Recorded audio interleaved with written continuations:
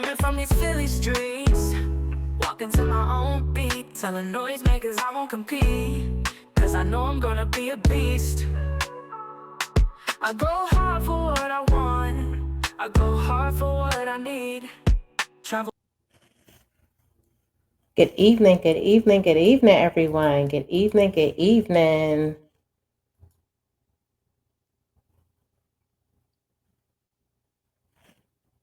Good evening, everyone, and happy Winning Wednesday. Happy Winning Wednesday.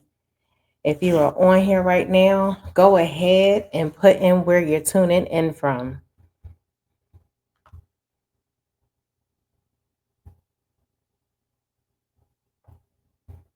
And let us know where you're tuning in from.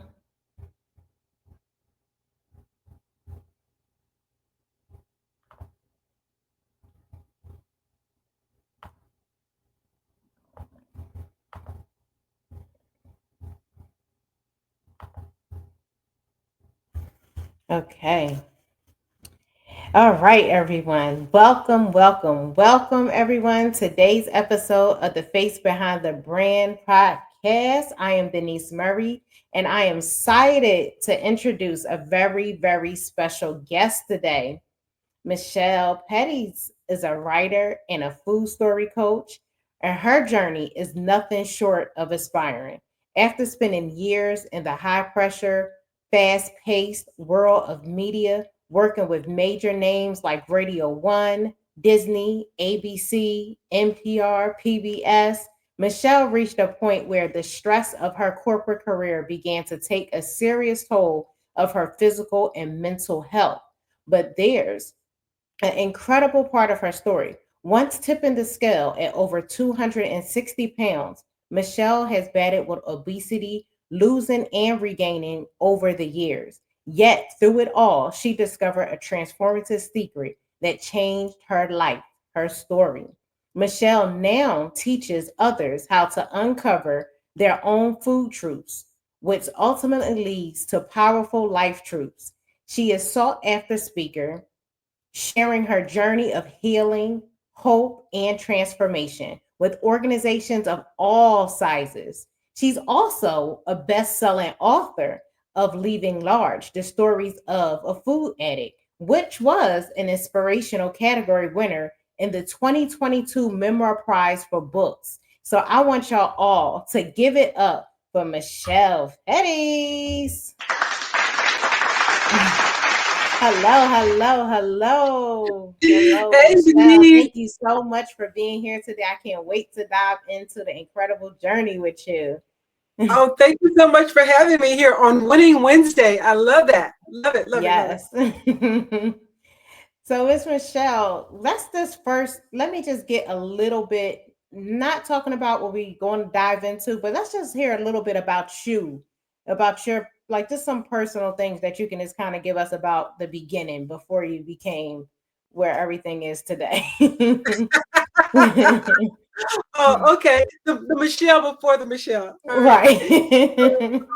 So you hit on a lot of when you were reading the introduction of what my introduction, but what you didn't share was that I am the child of the South and of the West. I Mm, grew up in Texas. I grew up in a small farming agricultural town in East Texas, but I was born in California. So all mm. those things, collide inside of my spirit and have informed my journey for the past 66 years. So, Mm. I'm living in outside of Washington D.C. Been here since the 80s, probably longer than you are old, but story. But deep down inside, small town, West Coast girl. Right. That's awesome. So, Michelle, your journey is so truly remarkable.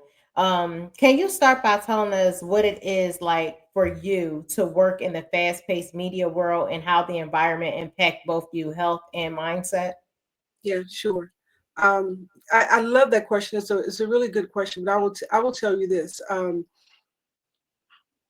When I started in media, almost Hmm. my entire media career was in sales. And my first sales job was in 1983, working for KDFW in Dallas, Texas, which was the CBS affiliate. It was a CBS affiliate back then. It's a Fox affiliate now. Um, and so I sold television. I was in television advertising sales for 4 years there before I moved to Washington D.C. So mm, for the record, that was 100% commission job. So mm. you didn't sell, you didn't eat, right? Right. And my entire career in sales, starting in 1983, up until I retired, for the most part, was 100% commission. And I remember many, many times I would talk to people, and they'd find out what I did, and they'd be all excited because it's television, radio, media, advertising, and then they'd find out that it would come up that it's 100% commission. And Mm, invariably, people would say to me, "Oh my God, how do you do that job? It must be so stressful," right? mm, And I said for years, "Oh my God, no, I love my job. My job is not stressful." It never occurred to me that a job that I loved and just enjoyed immensely was stressful. And mm, and it was, but I didn't realize it. I didn't realize it because I was eating my way through it. mm, I didn't even recognize stress for what it was, right? Back then you didn't really talk about the stress of the job. So also the fact that the joy of the job could live in the same place as stress. I was not able to connect those dots at all. And I think part of it had to do with the fact that I was so happy to be working. I went to school, right? I went right. to school for advertising, for radio and television, and Okay. so many people that go into communications don't land jobs in media, right? And Mm, so I was just so grateful. I was so grateful that I was lucky enough mm, to get a job in my field doing something that I loved. It wasn't until many years later that I realized that they were lucky to get me. Right? right. That they were lucky to get me. Now, let me ask you, at the point you said you were obese and you had gained and lost over 260 pounds. What was it like to face those extreme highs and lows, both physically and emotionally? Yeah. Um, so at my at my highest, I was over 260 pounds. I stopped weighing. When I got to 260, I stopped weighing. Right. Mm, Um, and I will tell you, it when I look back on it, that was stressful. You know, mm, and not only was it stressful, it impaired. Now that I look back, it impaired my productivity. And as high performing as I was in those jobs, and I was driven to perform, and I mhm, was driven to produce, and I was driven to for excellence, to be good at my job. But in order for me to be good at my job, to achieve what I needed to achieve, every day I had to fight through the discomfort of what I felt about my body. And I had mm, to fight through the discomfort of what I felt about myself and how I looked. That was an extra layer of work that prevented me from doing other things. Like okay. that's like was joy robbing on some level. But I didn't understand it because that's all I knew. Like you don't know what you don't know. Yeah, Right. I didn't know that it could be different. I didn't know that it could be different until it was different. I just thought, you get used to it. Mhm, And so for years, I thought that was my destiny. I mm. thought that was my destiny. Now, why don't you use the phrase relationship with food? All right. So, Denise, did I tell you that Denise is my middle name? So No. my name because of me. Um, so I will tell you something, Denise. This journey to where I am now, Mm-hmm. and how I manage food has taken me up and down through different routes and paths. It's been rather circuitous. And and the truth is, when I first started this, Mm-hmm. I just wanted to wear cuter clothes. I mean, I just, I mean, I was a salesperson. I was just concerned about how I was showing up. I Mm-hmm. wanted to wear cuter clothes. It didn't have anything to do with my health or any of that. Not Mm-hmm. until later on did it become a health journey. But this relationship with food, as I started to get clearer about why we eat and what the purpose of food is, and how I was misusing it and how I was abusing it, I started to think about that phrase. I started to think about the phrase emotional eating, and I started to think about the phrase relationship with food. And we hear it all the time. We Mm-hmm. hear both of those phrases all the time. And as I started to pay attention, I started to realize that there were so many misconceptions floating around in this environment around what food really is and why we should really eat. Mm-hmm. And I don't use the word relationship with food because food is inanimate. Relationship speaks to reciprocity. Relationship speaks to there being like an equal give and take. Mm-hmm. And all food all food can do is sit on a plate or a package, or it just sits there. We don't have. I mean, so do you have a relationship with your car? Do you have a relationship with your bed? Do you have a relationship with your fence post? Do you have? We have relationships with people. You're We have right. we have relationships with people, and we have relationships with ourselves. Mm-hmm. But with food, we manage food. What we do with food is a skill. And when we start talking about relationship with food, that means we're giving food power. Food doesn't have any power. All the power that we have in terms of how we manage food is in our own heads, it's in our own thoughts. So that phrase relationship with food feeds into the thought that food can do something other than provide nourishment and nutrition, because that's all it does. Mm-hmm. That's the only thing it does, is provide nourishment, nutrition, and energy. The only problem that it can solve is hunger. It's a tool. Mm-hmm. Food is a tool. If food is a tool for us to have good health, food is a tool for us to thrive in this life, that it is something for us to use to help us maintain and Mm-hmm. thrive. It's a tool. Mm-hmm. So we do have a relationship with a hammer.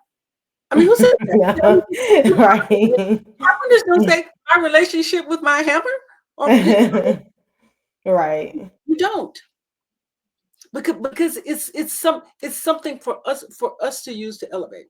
So, Right. but the people get trapped in saying that because food is at the center of so many emotional situations, Mm-hmm. and that's life, right? Everything that we do in life, Mm-hmm. and so because it's there, food kind of gets the credit. And so when we get to the point where we can separate what food actually does and what we think that it does, or what Mm-hmm. the fast food manufacturers and the snack food manufacturers and the junk food manufacturers want us to think that it does, then we can shift. So, and you think about it. You think about whenever somebody says my relationship with food, they never talk about it from a place of power. Think about it. Whenever Mm-hmm. somebody says it, they're always complaining, right? Oh, I don't have a good relationship. My relationship with food needs improvement. I don't have, but right? Mm-hmm. Whenever I've ever heard somebody talk about their relationship with food and they use that term, it is never a good thing. They're Mm-hmm. always talking about it from a place of disempowerment. And the reason they're talking about it from a place of disempowerment is because they have an expectation that food can do something that it cannot do. They're placing emotional, they're giving it emotional properties. They're giving it emotional powers. They're expecting it to be able to do something. So Right. when you have an expectation, I eat because of comfort, right? Mm-hmm. You hear that, right? What food can do that? Mm-hmm. You wanted to have a you want to have a relationship. Right. You wanted to, you we are tricked into thinking that food can have a relationship with us. We want it to have a relationship with us, but it Mm-hmm. can't. The only thing it Right. can do is satisfy hunger. But so the addiction happens, the that thing happens when you keep trying to make it do something it can't do. You want to make it be a comforter. You want to make it release some stress, right? You want to make it be your friend when you're lonely. You want to make it be your mate when you're bored. But Right. it can't do it. You can't do it. That's All it true. can do is just feed you. Right. So, but as soon as we get clear and Mm-hmm. understand food's limitations, Right. and we don't have an expectation that it can do something that it cannot, Mm-hmm. then we can change our language and we can reclaim our own power over our thoughts about why we eat what we eat. And when Mm-hmm. we do that, then we can get on the road to freedom. Right. Now, why do everyone eat emotionally? Why why why does everyone okay? So you'll go someplace and you'll say, or someone say, I'm an emotional eater, right? Mm-hmm. I'm an emotional eater. I'm an emotional eater, and like that makes them special. And not that we all aren't special, we all are, but Mm-hmm. we all eat emotionally. Mm-hmm. And the reason that I say that is because eating is an action. Eating is a behavior, Mm-hmm. and all action and behavior is emotion driven. Everything we do is emotional. But what happens is that people are conditioned to go to when they say that I'm an emotional eater. I eat because I'm stressed. What I said earlier, I eat because Mm-hmm. I'm stressed. I eat because I'm bored. I eat because I'm lonely. I eat because I'm all of these things. But no one thinks about other emotions that are tied to why we eat. Right? I mean, it's like you go out with your friends, you order what you order, they order what they order, and then Mm-hmm. what they order looks better than what you order. Right? And you say, "Oh, I'm gonna get that next time." Oh, yours looks better than mine. I should have gotten that. Right. Right? So that's some jealous eating right there. That's envy eating. Right? I'm gonna get that next time. Here, can I have a taste of that? Let me have a taste of it. Right? Right. That's some curiosity eating. Right? Would you like Mm-hmm. some? Right? That's some good home training eating. Right? I'm sharing with you. Right? Because Right. I don't want you to think I'm stingy. So, Mm-hmm. I want to be generous. Right?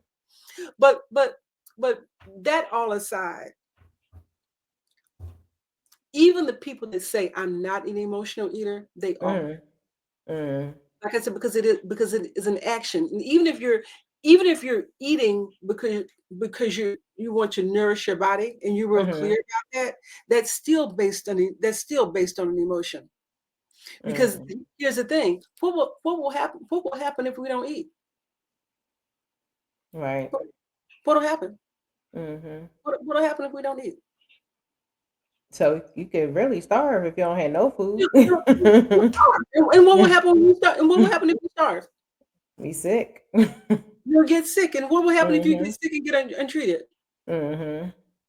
Right? Be in the hospital. Yep. You're in the hospital. Mhm. And so at the root of that is I'm eating because I'm afraid that if I don't eat, I'll get sick and starve and die. That, Mhm. that I won't be healthy. I won't live. I mean, that's the root of all eating. I need to Mhm. eat so I won't starve. That's fear, right? Yeah. That's fear. That's at the root of it. But then there's some other fear that shows up for some people. Oh, well, what if everybody's eating and I'm not eating? What if they're Mm, having what if they're having some pleasure that I'm not having? I'm afraid that they're going to have a better time than I'm going to have. I'm mm, I'm afraid that I'm going to stick out because I'm eating a salad and everybody else is eating pizza. I'm afraid that attention is going to be drawn to me, right? right. So giving into that fear is more important than honoring your body and your health. Hmm. Now I know with me, I used to like with food, especially with working in like a office, you snack. I was a snacker. And like while I'm working, it would keep me going, this snacking. But I'm like, Mhm. I know that that probably is just all in my head because I know I would Mhm. just be snacking. But I know it'd be like, okay, I got my next win. I just start snacking and then I'm going, I'm going, I'm Mhm. going. Yes, Mm, yes, yes. And and sometimes, Denise, as I look back on that, right? And mhm, I'm glad you talked about this eating in, snacking mhm, in an office environment. Here's something that most companies don't even realize is that all that stuff that they have in the vending machines, mhm, the chips and the crackers and the cookies and all that processed, ultra processed foods, the snack stuff, mhm. that all of that impairs productivity. It impairs Mm, cognition. It impairs performance.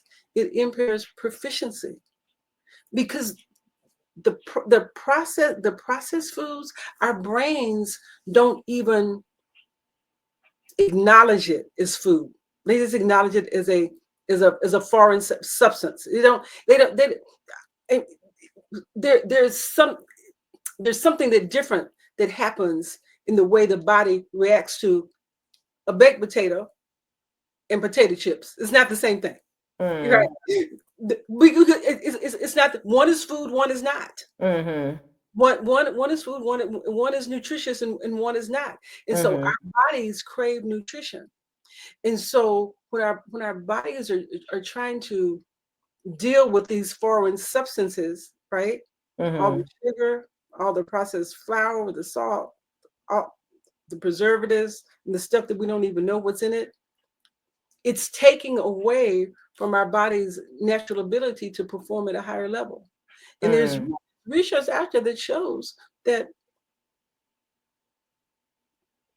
workers lose about 2.8 hours of productivity a day.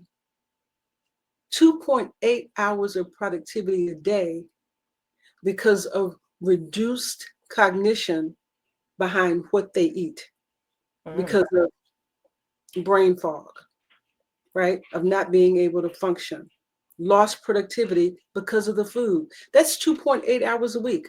Over the course of a week, that's 14 hours a week of productivity that people lose, that companies lose. And if mhm, you've got a team of 50, you have a team of 50, you're paying them, let's say you're paying them $66 an hour. That's an average, right? mhm, That's $2 million a year. mm, That's $2 million a year that's lost because of the food that's in the vending machines at work. mm. Wow. And it's so crazy. I see, I'm looking in the chat. I see Kalachi said her ice cream. And I know like a lot of times with people when it comes to eating, especially like when you settle down, you have like I know most people will have their little snack or their what we call our dessert after their meal. So it's like some people be like, I gotta have a dessert. After you eat, you just need Mhm, that. So you might have that sweet tooth. So it's like after you eat or after hours of going, you be like, okay, I gotta snack on something. I need something. And your mhm, mind is like, I gotta get something, whether it's ice cream, cake, or chips or whatever. You mhm. just want to snack on something. And So, what yeah. what you just said, Denise, there was really key. You said, "In my mind, I say." Right. In my mind, I say. And so the reality is we can change our minds. Hmm. We are all living in this toxic food environment where we're being conditioned by the fast food companies, the snack food companies, the junk food companies, the ice cream people.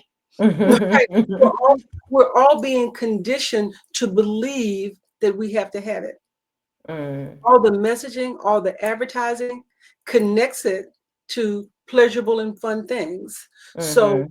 when we think about these foods, when we think about these snacks, we think about the pleasurable and fun things that the advertisers, and I know this because I worked in advertising, right? Mhm. That they want us to think about. They don't want us to think about how it's destroying our health, how it's Mm. impairing our health, how it's giving us diabetes, how how we can go blind, how we can lose a limb, how we can have high blood pressure, right? How we can get a heart attack, how we can have stroke, how it hardens our arteries. And it happens a little bit over time. Mhm. So you think I'm fine, right? And we trust, right? But we don't Mhm. realize is that what we ate 20 years ago, 10 years ago, 5 years ago is showing up today. Mhm. That's why we're having the problem because of what we ate historically. But Right. we aren't conditioned. And this is why this is so important. We aren't conditioned to look at the food for what it really is. Mhm. And think about what is this doing? What is this doing to my body? What is this doing to my mind? Is it nutritious? Is it nourishing? And if it is not, why am I eating it? Because the reality is, the and, and it's really something we have to wrap our minds around if we want to live. And I said earlier, when I went on this health journey, it was just to wear cuter clothes. Now I understand, Denise, that this is a matter of life and death for people. Mhm. That what we eat is either going to cure us or it is going to kill us. It is Mhm. not neutral. It is going to heal us or it is going to hurt us. It is not neutral. And when we start looking at our food critically and understanding that and making really hard decisions about what we put in our mouths, because these fast food companies, the snack food companies, the junk food companies, they make it addictive. They make it hard. Mm. All they care about is their profits. They don't care about our health. We have to care about our health and reclaim it and understand that they make it addictive and that you fight addiction differently. We have to retrain our brains to think differently about the food that is being pushed on us that's not actually food, that Mm. is not actually nourishing to our bodies, that is actually destroying our bodies. We Mm. need food. We need food in order to live. Right. We need broccoli. Right? We need protein. Right. We need that. Right? Right. We need that. But we do not need potato chips. Mm. We do not need the processed stuff. We do not need cookies. And I'm sorry, whoever that is that wrote in, we do not need ice cream. we, don't, we, don't, we, And don't, hold we, on, don't, they got chitlins and pig feet on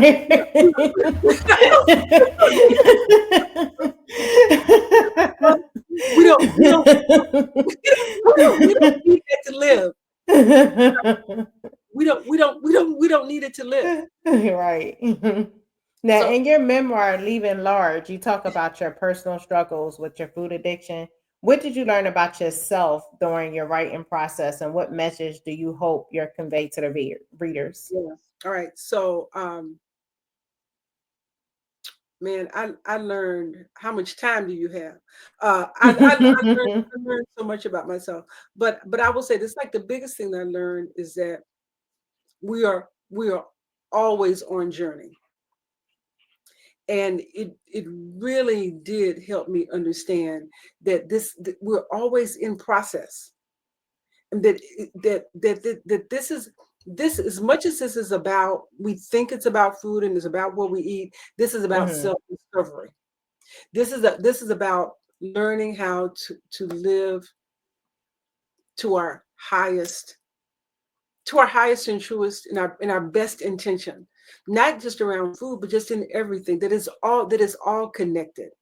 And what Mm. Denise said, one of the things that is so disheartening about this, and what I learned, this is probably, here's like the biggest thing that I learned, is that for all those years that I struggled with food addiction and obesity, with obesity Mhm. that was caused by the food addiction. all those years. This is from the time I was 20 until the time I was 60. For 40 years, I'm talking about. This is like 4 decades, right? Mm. I was walking around with my needs unmet. I was walking around with my physical needs unmet and my emotional needs unmet because I was using food in a way that did not serve my highest good or its purpose. Once I learned that I was unconsciously eating too much of the wrong stuff for the wrong reasons, everything shifted for me. Mm. Because as long as I was eating because I was stressed, right, and not for nourishment, I was never dealing with the stress because food can't solve stress. Food can't Mhm. solve stress. So I was just stressed as long as I was eating because I was bored, right, for entertainment. Mhm. That need for stimulation never got addressed. And so when you have needs inside of you that go unaddressed, they just live in you and they build up, right? They build Mhm. up and you get this dull ache, this dull pain that's a part of who you are that you can't even name, but it's just a bundle of unaddressed needs that you walk around with expecting food to fix it because you think you can have a relationship with it. You think Mhm. it can have a relationship with you, right? Mm. So until I learned how to deal with those unmet needs, I was in this limbo. And so the thing that I have learned and the thing that I'm learning is it is always about dealing with those needs because if you think that you are an emotional eater and you attach eating to that, once Mhm. once you deal with those needs, if you're an emotional eater and you attach emotions to it, once you deal with it, then you don't need to eat. Right? If you say I'm an emotional eater and I eat because Right. I'm an emotional eater, but I eat because I'm bored, then Mhm. go do something entertaining, and then you won't be bored, and then you won't eat because you're bored. If Mm. you say I'm an emotional eater, I eat because I'm stressed, then deal with the stress, and then you won't go eat because you feel like you're stressed. So learn how to deal with that need, learn how to deal with the emotion, learn how to identify what it really is. Because Mhm. we live in a culture that that that really tells us not to honor our emotions, right? Not Mhm. to feel them. Oh, you're so emotional. Well, you're just oh, I'm so right. Mhm. We're taught that emotions aren't a good thing, but they are. I mean, we're spirit beings. So when we learn how to lean into them, how to use them, and just and recognize that most emotions just information. It's just data Mhm. for us to Right. figure out how to navigate the world. Not about putting judgment on it. Mhm. So learning that, and then getting really clear on what food actually is. Mhm. Learning just because they serve it in a restaurant, it doesn't mean I'm supposed to eat it. Just because I can buy it in the store doesn't mean I'm supposed to eat it. Right. Right? That Right. and I'm always learning that. I mean, somebody sent me a clip today that they saw on the Tamron Hall show. They did this expose about the bugs in peanut butter. Did you? Mm. Have you heard? Yeah, right. Wow. Yeah, yeah, I yeah. didn't hear that. And so my question becomes, all right, we've done this expose that talks about the bugs in peanut butter. Do you really think that there aren't bugs in everything else? Mm. Ugh. I don't even want to think about Yeah, it. but but but that that is exactly my point. We Right. have we have got to get conscious. We have got to think about it if we are to save our lives. Because if we Right. don't think about it, we will continue to go down the road of ill health. Right. Now, as a food coach, I know you help a lot of people uncover their own food truths. How can someone begin to unravel their own, time, like things when it Mhm, comes to food and get caught mhm, up on patterns for their mhm, experiences? How do you mhm, help someone with that? mhm. All right. So if somebody wants to work with me, I'm happy to work with anybody to uncover their food story. Mhm. And and I am a food story coach. And what I mean by that is that we all have beliefs, memories, and experiences that drive what we believe and think about food and ultimately how we act around food. Mhm. Some of those things are conscious, some of those things are unconscious, some of those things are subconscious, but we have to know what they are. And Mhm. many times we don't know what they are. So you can't change it if you don't know what it is. Right. So I help people figure out what it is, right? Mhm. Why you feel like you have to have ice cream every night. Why you feel like that. And and to help you get to the place where you don't feel like you're depriving yourself if you don't have it. Right? Because Mhm. it's all thought, it's all belief. So so I help people find their story, face it, rewrite it, and replace it very, very simply. So you got to know what it is, and then you've got to change it to a narrative that actually improves your life, Mhm. right? That elevates you. So that's what I do as a food story coach. But for someone that is just looking for something right now, Mhm. you don't ever have to call me. You don't ever have to reach out to me. You don't have to be a part of my Facebook group. You don't have to do anything. But Mhm. if you're listening tonight and you don't do anything but this, it can change the trajectory of your life right now.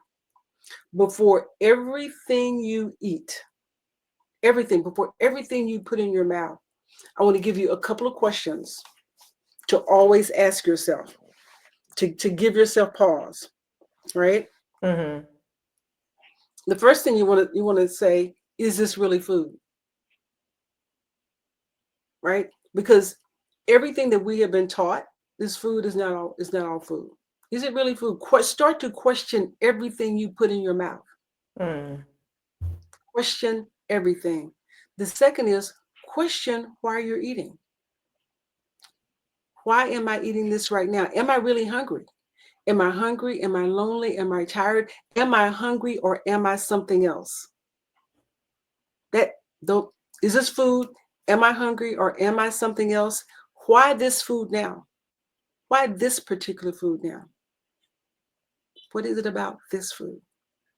And then finally, if this food will not give me the body I say I want, not just the body, the life, the health, if it will not allow me to show up in this world like I want to show up, why am I eating it?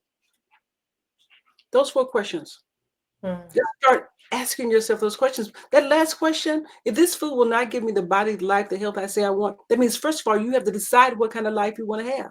You got to decide Mhm. what kind of body you want have. You got to believe that you deserve that. Right. Right. So, I mean, Denise, I mean, this show is the face behind the brand. You're talking to entrepreneurs, you're talking to people in business, right? The question becomes, all right, how if I want a healthy, thriving business, how can I have a healthy, thriving business if my own personal health is at risk? That's Right? true. Mhm. How can I show up top notch in my business for my employees, for my family, for my community, for the growth of my business, for the elevation of my business, if Mhm. I'm not eating in a way that supports that? How can I do it? Right. Right? If I want to make a difference in my community, if I want to march, I you know I can't march and protest when I got an amputated leg because I got diabetes because I haven't figured out how to control that. Mhm. Right? That because the taste of something is more important than my life. Mhm. Right? When I mean it is like that. I know how many times have we said, I know this is not good for me, but I'm gonna eat it anyway. Mhm. Right? Mhm. We've heard that. I Right. I know I said it in the past until I started to really think about what I was saying. I know I shouldn't be eating this. Mhm. right? And then we also look at the cost, because a lot of times when you're trying to go healthy, the food costs so much more money than the food that's unhealthy. And so So, some people are like, dang, to eat healthy, it costs so much money, so, can't afford so, so, it. Denise, let's talk about that for a second. Let's talk about that for a second, because Mhm, I don't know that that is always true. mm, And the reason that I say that I don't know that is always true is, I don't know. You take a bag of chips. I haven't bought a bag of chips in a very long time, mhm, but a serving of a bag of chips, one of those big servings, is like, isn't that like $4 or $5 a bag? I don't know, mhm, something like that. A serving size is an ounce, or that's what it says on the back of the package. When you look at that, what you get for that ounce in terms of nutritional value, not very high, right? Let's say you buy a bag of apples. Bag of apples, nutritional value is pretty. You got some fiber in there. You got some vitamins, various other things that vitamin, magnesium that apples have. I don't know what all they have, but they got a bunch of good stuff. Apple a day. mhm. They say that for a reason. All Right. right, it comes in a bunch of different varieties. But my whole point is that you can find a bag of apples, you find a big bag of those chips. The bag of apples is going to cost less than the bag of chips, right? Mm, And the bag of apples is going to be far more nutritious than the bag of chips. Is going to do way more for your body. mm, So if you are just going to apply the math of the nutrients to the cost of the thing, whatever the thing happens to be, mhm, whole food is always going to be cheaper. It is always going to be cheaper, because here, you can't eat enough chips and a soda to give you the nutrition that you need. When our bodies are saying we're hungry, that's our bodies are saying, give me some broccoli. Yeah, give me some broccoli. Give me a piece of fish. Give me some peaches. That's what our bodies are saying. But we give it chips and a diet soda. But we can't eat enough chips or drink enough diet soda to give it the nutrients that it needs. mm, So it's always going to be it's always going to be more expensive. But the snack food companies, the junk food companies, right? They want you to believe that. They keep perpetuating that. They keep saying that. That's why I say we have to question everything. We have to mm, look at it. We can't trust it, because they're going to say that. They're going to say that and keep us trapped. And so the question becomes, if if you look at something and you fundamentally believe that it's poisonous to your body, mhm, if you fundamentally believe that it's poisonous, if you fundamentally believe that it's detrimental, it doesn't matter how much it costs, you're not going to buy it. mm. You're not going to eat it. Right. You're not. You're not. You're just not. So it's that shift in thinking. It's that shift in thinking that we have to make, because they don't want us to make it. I mean, the snack food companies, the junk food companies, the fast food companies, and in some cases, just the larger um, food environment as a whole, it is profit driven. It is profit driven. It is not driven on our health. Driven. Mhm, When you think about when you go out to eat, the portion sizes, right? mhm. Why why why on earth would somebody order a 16-ounce steak?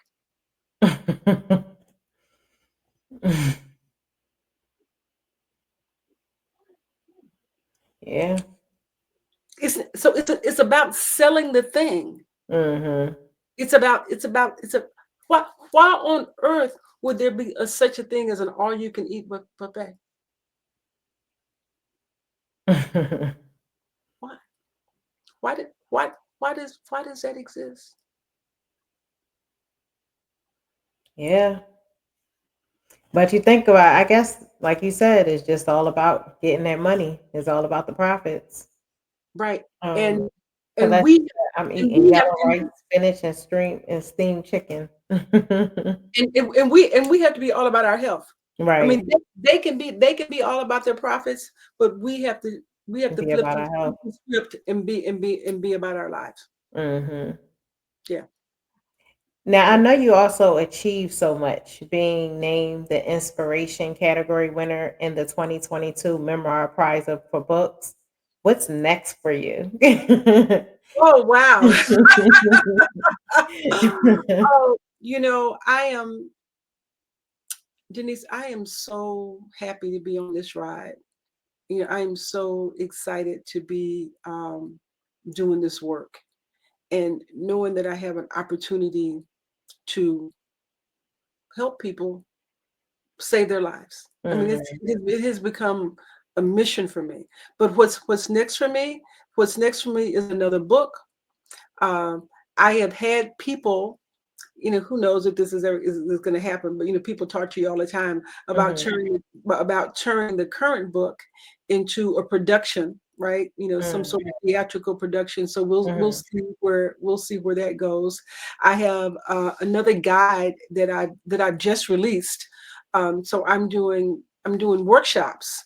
Uh, mm, I'm doing workshops around my brand, which is brand new, mhm, which I teach people how to transform their food stories under this mhm, this moniker of brand new.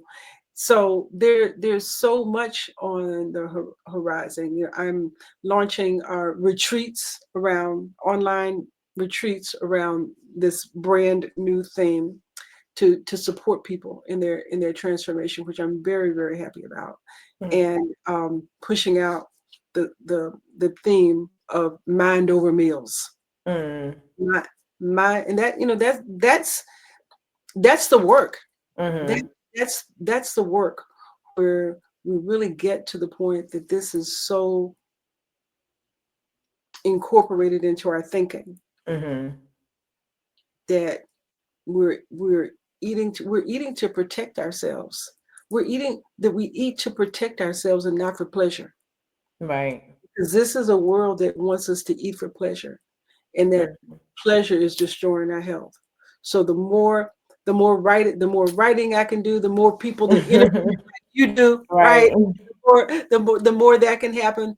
But I'm working on this next book, working on some collaborations, some partnerships to Mhm, push this messaging out on a larger scale. Because Denise, this is radical talk here.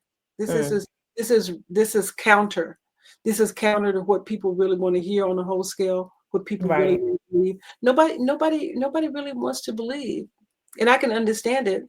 That most of most of what we see that's out there to eat is not good for us, right? We Mhm. don't want to believe that, and then Amy, she said pharma and med industries also don't want us to get healthy. yes, absolutely. At, Mhm, uh, whoever said that, you are exactly right. You are, mhm, and so we have to take our health back. mhm, We have to take our health back, because and I just, on the same tip, I just was looking at something. There was a obesity conference that I saw advertised, and they mhm, had all these tenets of obesity. And as I was looking down this list, there was not one place where they talked about food. There's like this, like the tenets of this organization that was helping people with obesity. They never mentioned food one time. Then mm, I went down and I kind of looked at the sponsors of the conference, and I said, okay, now I understand this. But we have to take our lives back ourselves, mm. get control of this ourselves.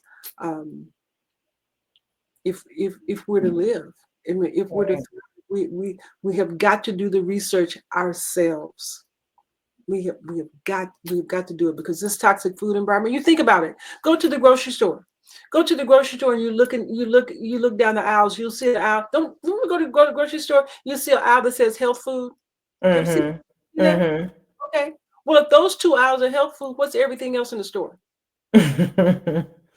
All unhealthy. I'm just saying. Right. and That's and true. in those 2 hours, I got to tell you something. Those 2 hours are suspect. You know, in those 2 Mhm.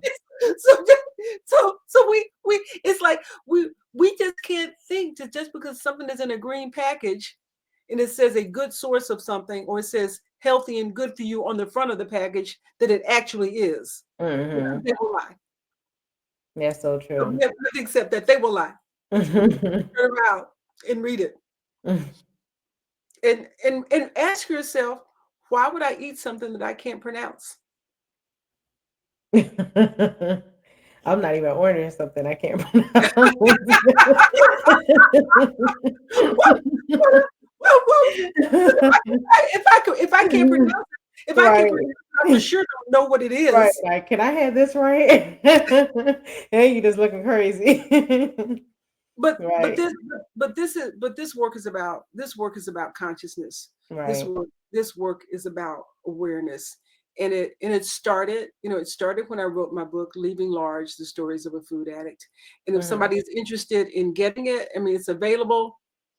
It's available on Amazon. You can order it from me. In mhm, fact, it's better if you order it from me. If you order it from me at leavinglarge.com, I'll sign it and send it to you. So mm, I'll sign it and send it to you. Um, and then I also have my Mind Over Meals guide, mhm, which which really, this is, Denise, this is the secret sauce right here. All right, I've talked about a bunch of stuff tonight, but here's the mhm, secret sauce.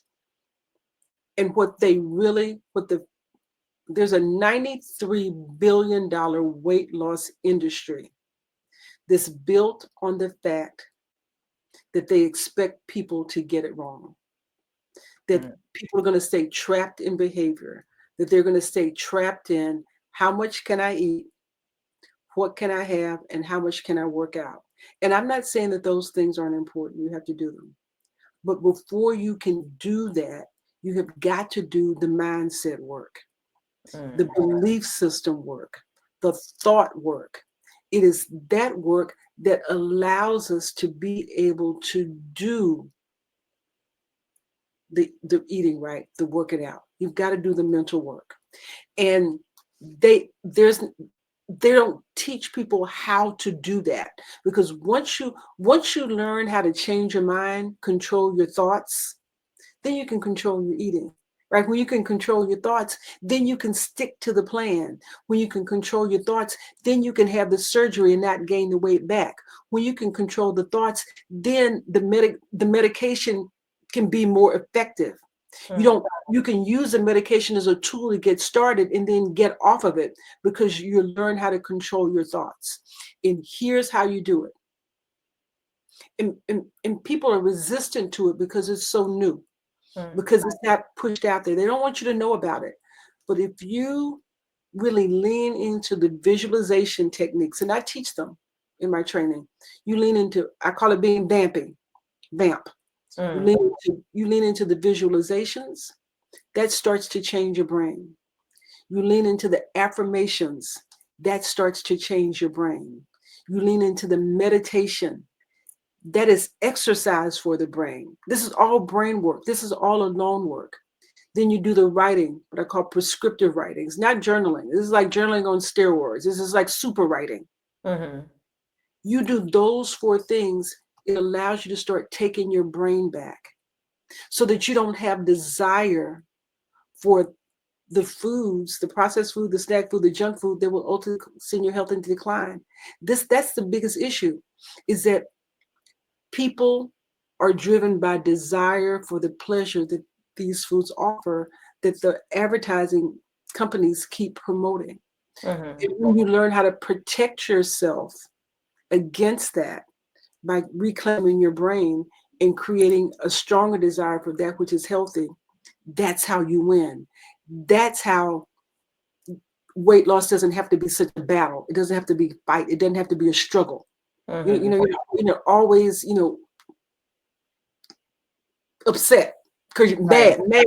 mad because you're on a diet, right? Mad because everybody else is getting eat all the Right. eat all the fun stuff, right? So, right, everybody, why can they eat it and I not eat it, right? Mm-hmm. When you change your mind about it, when you start, when you have no desire for it, then you don't have to use willpower. You don't have to use self-control. You don't have to use self-discipline. When you start to see it for what it really is, when you start to see the stuff that you used to eat, that you used to enjoy. Mm-hmm. And this is, I'm telling you, I used to go to Starbucks. I'd go to Starbucks, Denise. I'd get the lemon pound cake, the sweet potato bread, and the banana bread. I'd get all three pieces, a cup of coffee, and a cup of coffee with Splenda. Now, Mm. that's how deep in the addiction I was, right? I Mm-hmm. I get all three. I get all the lemon, the sweet potato, and the banana. My cup of coffee with Splenda. Eat all three of them on the spot. Yeah, Mm. Now, and see, so that was me. Like, I was like a eater. And that was where I was telling you with me. And I said, I remember talking to different people, and I was like, oh, I'm just tired of this weight. And I was like, I'm going to go ahead and go. And I was like, I wanted to get lipo. I was like, I'm going to just have liposuction or something. Then I thought about it, and I was like, that's not going to work for me, because if I go and do that, if I'm still eating the same way, I'm going to be right back, and I didn't paid all this money. right, So that is right. when I wound up going, and I ended up getting the sleeve done. And with the sleeve, I said, to me, I felt like that was a better decision for me, only because it keeps me where I'm not able to eat as much food as I used to be able to eat before. So I'm not Mm-hmm, overeating like before, because before I felt like I overate. So now mm-hmm, I'm like, I can't eat, so it's like I have a mm-hmm. little small portion of food, and then that's it. And so Right. it's stopping me from eating so much as because I could eat a whole cheesesteak by myself, or have a whole big plate of food and I'm done. But it's like now I can actually literally have three people eat my plate of food for with me, and I'm just eating a portion of it. Mm-hmm, And I'm like, so that was like better for me. But at the time when I made that decision, it was because going to the doctor, and you just go for your checkups, and then it was like, oh my God, I got high blood pressure, I got diabetes, I got, then I even had sleep apnea. I was like, I got all these issues, and I didn't think I had all of these issues. I'm thinking I'm fine and I'm healthy, I'm good. I didn't think I had all these problems. But right. because of that weight, it brought all of that on. And then by the grace of God, literally last month, on October I think it was the 18th or the 20th, I got my visit, and I no longer have the diabetes and none of that stuff anymore. Landed, I lost my weight down. But I was like, that was, one of my battles, because there was just so much going on, health wise. So I was like, thank God I don't have to take all them pills, because I was just not a person who liked to take a bunch of pills and things all the time. So I said, I know some people might, go through that. And I know some people be like, oh, and then they go and just keep getting those surgeries and keep getting, I'm like, you got to figure out something to do that's going to really work for you. Mm-hmm. Yeah. So That, I was that I like, am I am so proud and happy thank and you. excited for you, Yes. right? And so that you mentioned the thing about like the cheesecake, and Mhm.